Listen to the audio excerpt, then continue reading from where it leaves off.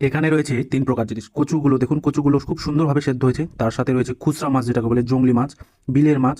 এগুলোকে সুন্দরভাবে ভেজে তারপরে এই ঝোলের মধ্যে দেওয়া হয়েছে আর কি। অনেকগুলো আছে, মোটামুটি 250 গ্রামের মতো।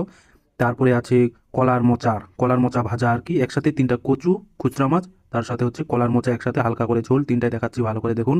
এভাবে তরকারিটা খেলে কিন্তু দারুণ একটা স্বাদ আসে, আর ভিন্ন ভিন্নভাবে খেলে আলাদা একটা স্বাদ আসে। ঝোলটাও খুব সুন্দর হয়েছে, গ্রেভি টাইপের, বেশি পাতলাও না বেশি মোটাও না। আর এদিকে রয়েছে মাছের কারি, মাছের ঝোল, বড় সাইজের পিস, সুন্দরভাবে কষানো। আর সাথে রয়েছে পেঁয়াজ, পাতলা ঝোল হিসেবে আর কি। রেগুলার তো কষা কষায় খাই, দেখুন একবার পেটিটা কত বড় সাইজের।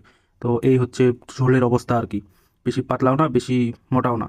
তো এদিকে রয়েছে কাঁঠালের বিচি, এগুলো কিন্তু দারুণ মিষ্টি, আমাদের নিজের গাছের, অসাধারণ মিষ্টি। আর এদিকে রয়েছিল মরিচের ভর্তা। তো এটা দেখালাম। এখানে রয়েছে সাদা ভাত, গরম ভাত, একবারে চমচম গরম।